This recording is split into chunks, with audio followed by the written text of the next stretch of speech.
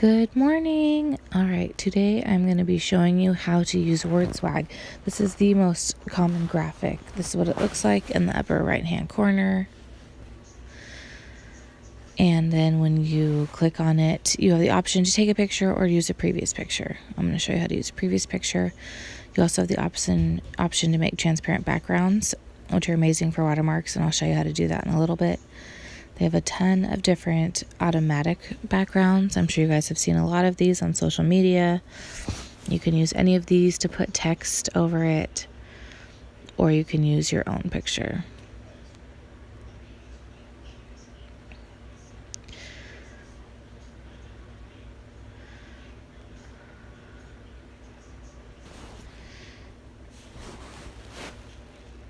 I couldn't make up my mind what I was going to do, and then I decided I'd just show you how to use one of theirs first, and then I show you how to do it on one of mine later.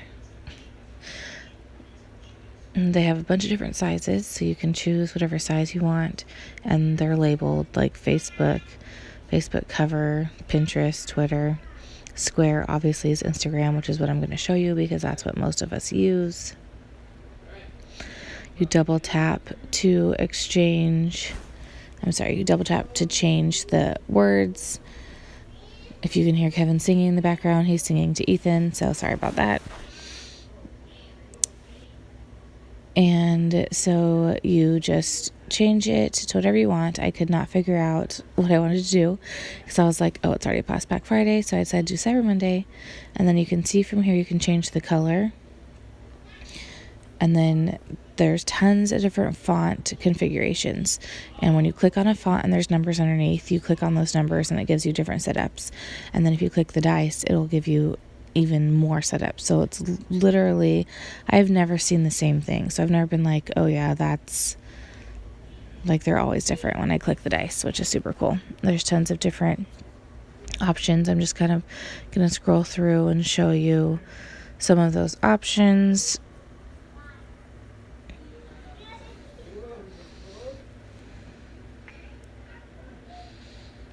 Shout out is a pretty popular one because it just gives you a ton of different font configurations. You can move it around wherever you want on the screen. And when you click save, then you have the option to go back and add a logo.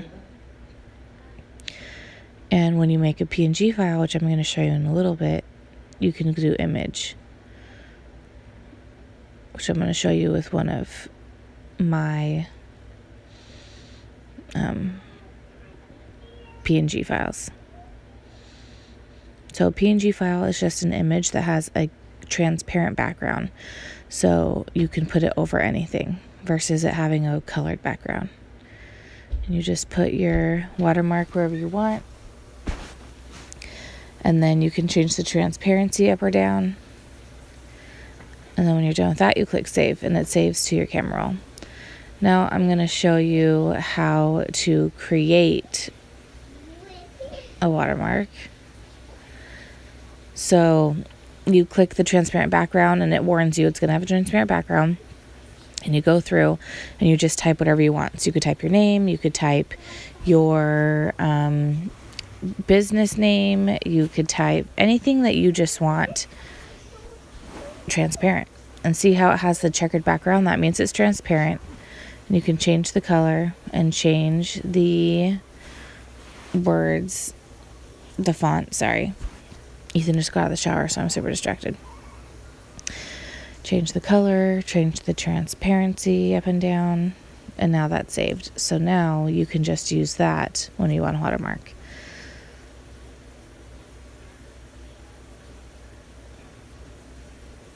And I'm going to show you how to put that over this picture of Dylan that Logan took yesterday that I thought was hilarious. So when you want to add another picture over without changing the text, I forgot you couldn't just delete it like some of the other apps. You actually have to go into color and then put the transparency all the way down to 0. Then you'll save it, and then you'll go back in and you'll put add logo. And when you click image, it's going to ask you if you want to use the same image. So when you create a watermark, it's actually super easy for you to be able to keep watermarking things because you don't even have to find it. And you won't be able to tell which one it is because it's just white. So it's really nice that it has that option that you can just click add image that you already used. And here you can mess with the transparency. You can move it around wherever you want your watermark to be.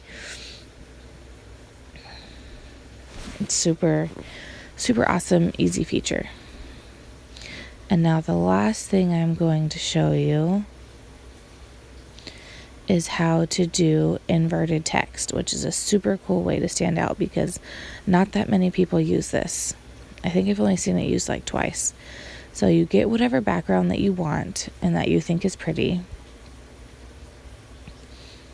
And then you type in whatever you want to say. I'm really not creative in the morning, so I literally put Monday morning because I was like,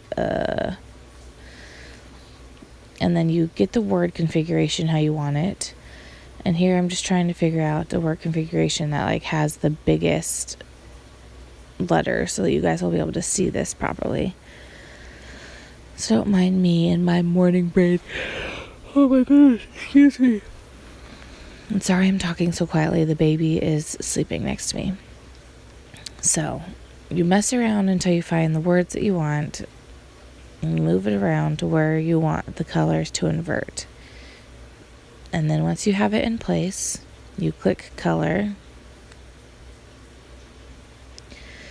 Then you click the invert in the bottom right hand corner and it inverts it. So only the background image is in the words, which is just so cool, I think. And you can move it around if you want different coloring.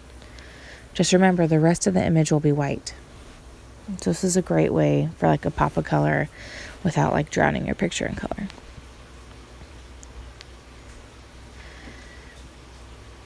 And then you can, here I'm just showing you, I was like, what am I doing here? Here I'm just showing you the different colors because I didn't show you. So they have patterns, they have, gold, they have watercolors, and then they have a ton of normal colors and ombres, and at the very end they have like these pre-color palettes that if you just keep clicking it like cycles through and makes different color schemes, if you will. And there's quite a few different ones, which is fun.